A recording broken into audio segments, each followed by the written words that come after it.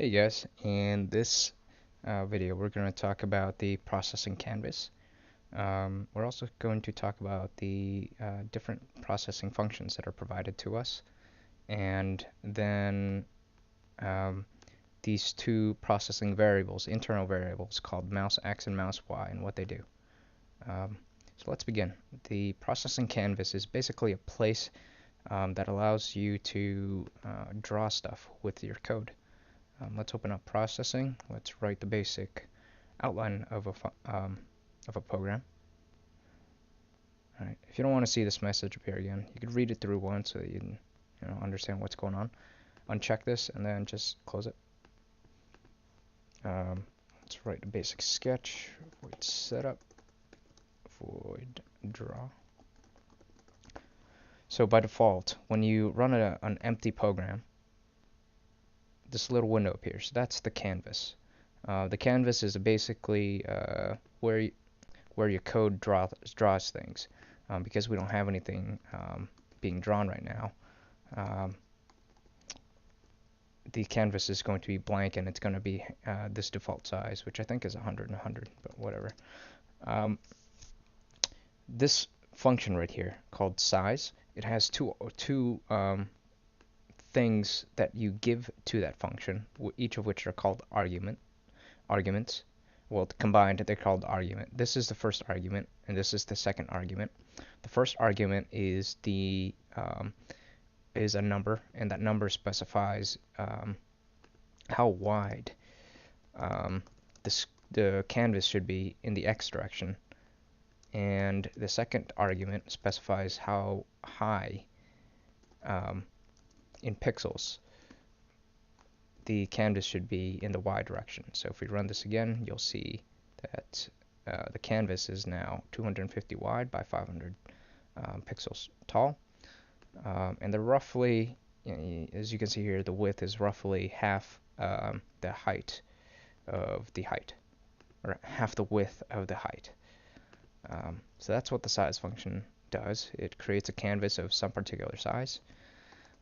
The background function is a function that sets the color of the background. Now, in this case, I'm going to set a color, but in the future, you can look up how to set the background to a particular image. 0, so if we use a number from 0, so if we give the function background, a number between 0 and 255, it's going to draw a gray variations of a gray color, 0 being black and 255 being white. Okay, and if we put some number in between, like half of that, for instance, it's going to draw a gray value, and then the gray value will be lighter as you get closer to 255 and darker as you approach 0. But I like white on black, so I'm going to set the background to black, and I'm going to use actually, before we begin, I'd like you to get your guys to review the canvas, and to do that, you go to the processing page, you go to tutorials, hello processing, click there to begin. I think it's under shapes. So watch through this segment. He'll give you an explanation on the canvas and how the rulers work for the canvas. Understanding how the canvas works in terms of numbers, in terms of where things are, is very important, because that's how you specify where things should be drawn. For instance, let's can actually resize this window here. Let's do that now. 250 by 500. Let's set the background to black. I'm going to introduce this new function called stroke, and stroke takes in a color as argument, so we can specify an RGB value like that. This is red, and what stroke does is it's like you can think of it as an artist's stroke. on a canvas. Um, what that means is that the artist picks out a color before he puts that color onto a canvas, before he puts paint on canvas.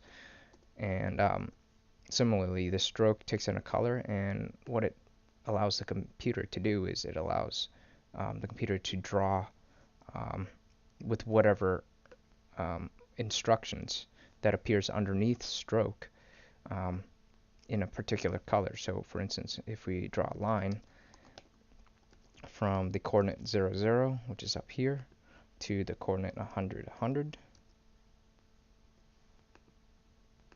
to the coordinate 100, 100, what's going to happen is this line is going to be, because it appears directly underneath red, it's going to appear as a red line.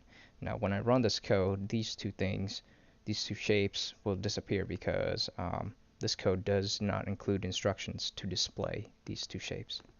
So don't be alarmed. Okay? 0, 0 to 100, 100. This is the X scale. This is the Y scale. And notice that it begins at 0 and it goes to 250, which is what we specified here, right? In the size function. And in the Y direction, we have 0 to 500, as we've specified here. And the background is black, so everything's looking good.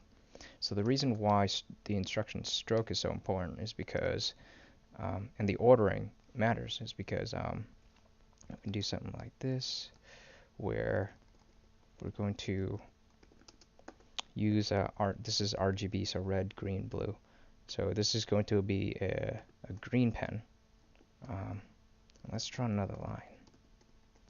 This time we'll draw a line from 100, 100. That's 100 in the X, 100 in the Y, or Y equals 100, or X equals 100 here, X equals Y. So that's the coordinate of the first point, and then we need a coordinate for a second point. So let's draw at X equals 200 and Y equals 100. So it's going to draw another line from 100 to 100, so from this point to this point here, where X equals 200 and Y equals 100.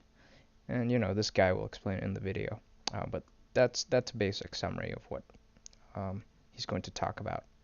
So if we run this code, we should see a red line going from 0, 0 to 100, 100, and then a green line going from 100, 100 to 200, 100. There we go. Now, the reason why I wrote stroke a second time here is because the color to which following instructions the instructions that follow stroke only applies to the stroke instruction that was written before that instruction. I'm sorry, that was a bit confusing. So once you specify stroke, the instructions that draw stuff onto the canvas underneath gets that color that you specified using stroke. So here, line gets the color red because stroke, it uses the stroke immediately before it. For instance, so if I remove this second line here will be drawn in red. And it doesn't really matter the spacing, like you could do this and it'll still be red. See? But if I put stroke here, this line instruction will look to this stroke and this line instruction will look to that stroke on line 7. Okay? So you have to specify the color before you draw something. Okay? And let's say we wanted to draw this, use these instructions in our sketch. What we would do is just copy and paste, and these spaces don't really matter, but I use it because it's helpful to, it lets me know where the brackets are a little bit better. It makes the code looks neater, that's all. See? And the reason why I did that is because that indentation here lets me know that all these instruction is inside. All these instructions are inside these curly brackets. So if we run it, we should see the same thing as we did in this window. And look, they match almost perfectly. Actually, they do match perfectly. The reason why it looks a little bit taller is because there's a window border around this thing, and so it's not going to be exact. But it's specified in pixels, so it's going to be 250 pixels wide on your screen. Okay, we'll stop that. Okay, I'll talk about the point, line, rect, and ellipse function in another video.